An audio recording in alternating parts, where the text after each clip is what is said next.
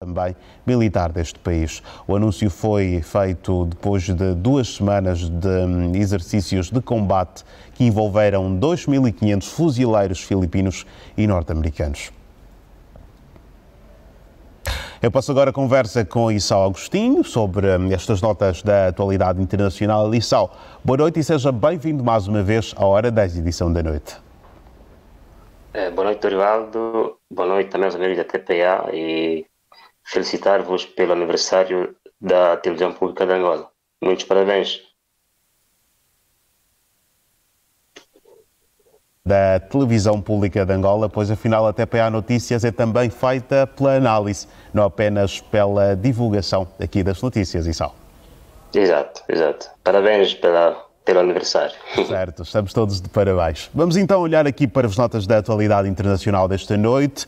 Acontece que a França vai suspender o acordo de Schengen de 1 de novembro a 30 de abril de 2022, uma medida que está a ser aqui levantada também por questões de alerta terrorista, mas há quem levante também uma questão do fluxo migratório, ou seja, uma medida para se travar aquilo que é o fluxo migratório. Qual é a sua análise para este assunto, Issao? E olhando para este pronunciamento do ministro português, qual é o ponto de vista que tem em relação a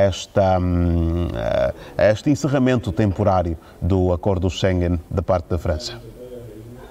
Sim, Dorivaldo, como também disseste bem na peça, a suspensão ou a restrição do acesso no espaço Schengen é previsto nos acordos do próprio Schengen, que são os artigos 25 e 26, que prevêem que os Estados, por dadas circunstâncias, podem restringir o visto Visa, que permite a circulação sem controlos no espaço de 26 países da União Europeia que são membros deste acordo. E também, como foi dito na peça, em 2015 a França, por altura da realização de uma cimeira internacional sobre o ambiente, também tinha estabelecido esta restrição e também muitas vezes o tem estabelecido para conter os fluxos migratórios ilegais. Também muitos outros países depois têm feito o mesmo, sobretudo os países da Europa Central, para controlar os fluxos migratórios que passam pela rota balcânica. Mas esta restrição odierna também tem a ver, obviamente, com as ameaças terroristas, mas também podem ser inseridas no contexto da contenção da emergência dos casos de Covid, porque, como sabe, durante este período pré-invernal ou invernal, os casos tendem a aumentar e a França, como outros países, nomeadamente a Noruega, a Alemanha, a Suécia, a República Checa, têm, nesta altura, restrições estabelecidas para exatamente controlar os fluxos nos seus territórios com vista a ter um controle sobre quem entra e eventualmente também fazer rastreamento do caso de Covid. Enfim, é uma medida que o acordo estabelece que seja temporária, a duração deve passar até o máximo de 6 meses. E, curiosamente, a França, já a partir do mês de maio até finais de outubro, tem também ativada a restrição do Schengen, com vista mesmo a conter o risco de difusão do vírus de Covid no seu território. Em que estes conflitos também se vão intensificando em algumas zonas, em alguns pontos, como é que os países europeus podem travar ou poderão travar esta tendência dos fluxos migratórios? Os fluxos migratórios são tão naturais quanto a própria história da humanidade, não se podem parar, né? Eles vão continuar naturalmente a acontecer e vão aumentar à medida em que há maiores riscos de instabilidade nos países de onde partem esses fluxos migratórios, como são os países, no nosso caso, no nosso continente africano, que são os países da CEDEAO, os países do Maghreb, e também os países que são da Ásia do Leste, do Paquistão, da Síria, os países do Médio Oriente. Quer dizer, esses fluxos continuam e vão continuar de forma indefinida. E também porque a própria Europa precisa desses fluxos migratórios para poder garantir uma mão de obra barata, se assim se pode dizer, para os tipos de trabalhos que muitos europeus não conseguem fazer ou não podem fazer, como a questão, vamos dizer, da recolha de tomates, né? Que é muito comum no sul da Itália. Esta atividade é feita por imigrantes que vêm, quer da África, quer também de outros países em estado de conflito ou de instabilidade sociopolítica. Agora, também é verdade que, por acordos estabelecidos no espaço europeu, muitas vezes não há uma solidariedade do ponto de vista da distribuição desses fluxos migratórios no seio de todos os Estados-membros da União Europeia. Os acordos de Dublino dizem que o país de chegada dos imigrantes é ali onde eles se devem estabelecer. E, neste caso, o país que maior recebe esses imigrantes são os países costeiros que se encontram no mar Mediterrâneo, que é a questão da Espanha e da Itália, que muitas vezes depois não recebem, não têm a solidariedade de outros países da Europa Central e mesmo até da Europa do Leste. E isto cria dificuldades do ponto de vista da distribuição desses fluxos, desses imigrantes por todos os países membros da própria União Europeia. Há uma falta dessa solidariedade, muitas vezes as cotas estabelecidas não vêm respeitadas, sobretudo por países que têm políticas muito radicais, países governados por partidos de direita que se opõem de forma inegociável à chegada, à recolha e à integração dos imigrantes nos seus espaços. Portanto, a contenção passaria por evitar que as causas do conflito sejam estancadas, mas muitas vezes isto não acontece e, de consequência, esses fluxos vão continuar enquanto a humanidade continuar e enquanto o homem sonhar em ir em espaços onde possa realizar-se enquanto indivíduo com sonhos e aspirações. Vamos também trazer aqui da China a nossa conversa. Acontece que Xi Jinping está a caminho do terceiro mandato e não renuncia também o uso da força em torno da integração de Taiwan. Sim, de facto, os 20º congressos dos partidos comunistas são muito interessantes, quer dizer, é uma matéria para os apaixonados de política externa que não deve deixar de ser bem vista.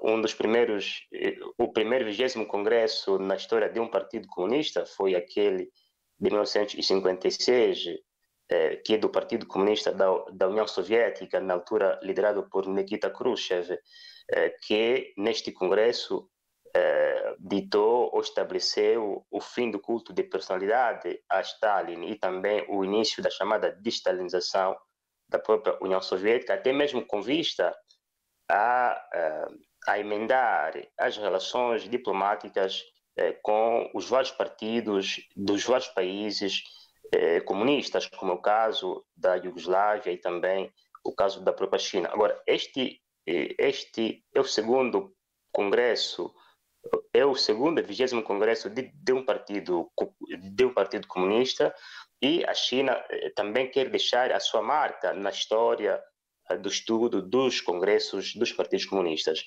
E uma das linhas interessantes é exatamente esta da unificação da China com Taiwan.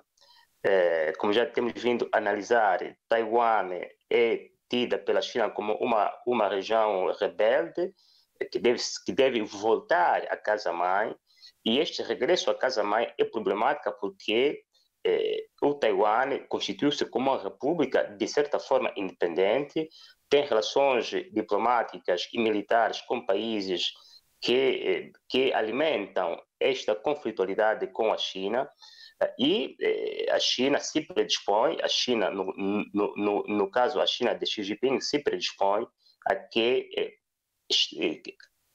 Taiwan possa então regressar ao convívio dos outros chineses, dos mais de 1 bilhão e 400 milhões de chineses que se encontram na China continental. Ora, do ponto de vista de uma das resoluções do 19º Congresso, que foi realizado em 2017, essa unificação pode acontecer até o ano de 2049, altura em que a República Popular da China vai celebrar os 100 anos da sua fundação. Ora, Xi Jinping, com este terceiro mandato inusual, quer ser este líder que quer realizar este feito para que a China possa então estar no convívio com seus irmãos que se encontram do outro lado do estreito de Taiwan. Agora, o problema é que para isto acontecer é preciso que se usem meios adequados e, como disseste bem, um dos meios é a unificação pacífica, mas esta unificação pacífica não poderá acontecer se as atuais lideranças de Taiwan não concordarem com as aspirações de Beijing. E então a alternativa é uma unificação militar que pode, neste caso, causar uma instabilidade quase universal, vista os interesses geopolíticos de outros países, como os Estados Unidos, Austrália, o Japão, naquela zona que defendem com unhas e dentes a manutenção do status quo de Taiwan como uma região independente contra os interesses da própria China. Esta conquista de Taiwan é sem sombra de dúvidas, assim como já fez aqui referência, um dos principais objetivos e também desafios do momento de Xi Jinping, mas é algo que temos também de considerar que é uma parcela que conta com o apoio dos Estados Unidos, mas acredita que esta reconquista poderá estar mais próxima do que nunca, olhando muito para aquilo que são os atuais cenários e os vários focos também de tensão que se vão criando a nível da Europa e no resto do mundo de forma geral? Penso que algumas coisas, alguns fatores terão que acontecer e que podem depois indicar esta reunificação. Quer dizer, são esses fatores que poderão ditar se essa reunificação vai acontecer em 5 anos, em 10 anos ou em 15 anos, tendo em conta que o timing estabelecido é de o ano 2049. E um dos fatores é a China atingir o primato da primeira economia mundial, porque qualquer tentativa de unificação da China com Taiwan antes de atingir este nível pode complicar o alcance deste objetivo estratégico. E o segundo fator é fazer com que, ao nível das várias lideranças políticas, diplomáticas, no Taiwan e na China, possa haver essa relação cordial. Quer dizer, a China tem que fazer uso de soft power para convencer até mesmo a sociedade de Taiwan que há necessidade de se reunir com a China. E isso também leva depois o seu tempo. Quer dizer, são várias pequenas coisas que podem acontecer e que depois podem ditar se de facto essa unificação acontecerá em 5 anos, em 10 anos ou em 20 anos. Mas o limite estabelecido é o ano de 2049. E até ali tudo pode acontecer. Vamos então esperar para vermos o desenrolar desta história e de outras que temos sempre o prazer de analisar aqui consigo na Hora 10, edição da noite. Boa noite e até uma próxima oportunidade, Issao. É sempre um prazer enorme. Boa noite, muito obrigado. Estamos juntos. Um grande abraço, estamos juntos.